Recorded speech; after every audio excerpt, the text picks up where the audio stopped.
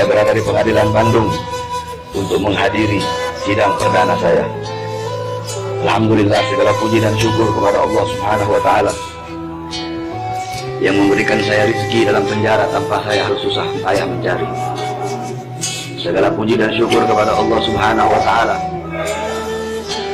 yang dimana penjara ini menjadi penjara yang lebih besar bagi saya. Di luar adalah penjara kecil, karena di luar saya terbebani dengan segala urusan, sedangkan dalam penjara ini saya tidak terbebani dengan urusan apapun, sehingga saya memiliki waktu yang lebih lama, lebih luas bermesraan dengan pencipta saya, yaitu Allah Azza wa Jalla. Al-zahab yakunu zahab law kana fi sijin, wal hajar yakunu al-hajar law kana fi sijin. Emas tetaplah emas, emas adalah emas walaupun berada dalam penjara. Batu adalah batu walaupun berada dalam istana. Orang yang bebas tetaplah orang yang bebas walaupun berada dalam penjara. Saya zahirnya di penjara tetapi hakikatnya bebas.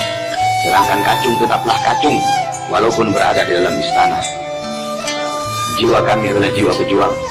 Dimanapun kami diletakkan, tetap kami akan bertahan. Kami tidak peduli seberapa besar siksaan, ancaman, dan hukuman. Tetap kami tidak akan pernah tunduk kepada kezaliman, kemaksiatan, dan kemungkaran. Penjara yang kalian anggap menakutkan bagi kami adalah permainan. Penjara yang kalian anggap seperti neraka bagi kami adalah surga. Ma'allah as-sijin yakun jannah. Bersama Allah, penjara akan menjadi surga. Sungguh aneh, penegakan hukum di Indonesia sangat-sangat tidak adil. Hukum tajam ke kanan dan tumpul ke kiri, hukum tajam ke bawah dan tumpul ke atas. Orang-orang yang mendukung Prabowo, kami ditangkap, kami dipenjara. Saya, Ahmad Dhani, John Ruh, Buniani, dan lain-lainnya. Sedangkan yang mendukung Jokowi sama-sama terlapor, tetapi mereka tidak ditangkap.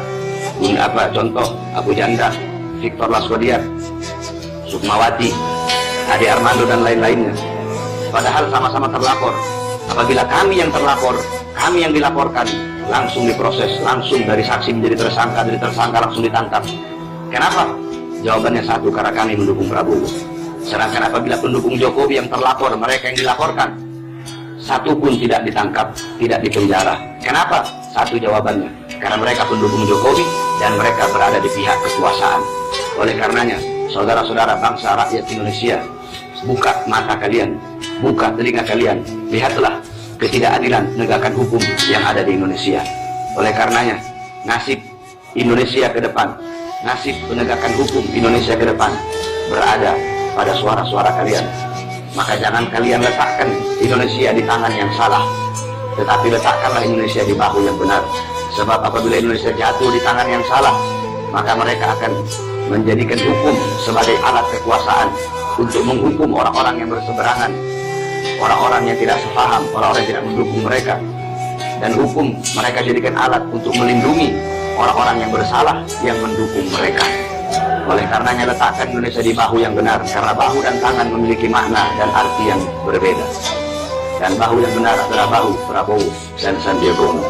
Dan saya sampaikan kepada Jokowi dan antek-anteknya, tunggu saya keluar, tunggu saya bebas. Akan kalian rasakan pedasnya dan tajamnya lidah saya di panggung-panggung dakwah dan panggung-panggung ceramah. Saya tidak akan pernah kapok, tidak akan pernah mundur. Saya akan terus berjuang untuk menyampaikan kebenaran, untuk melawan kebatilan. Saya tidak akan pernah tunduk kepada kezaliman rezim penguasa.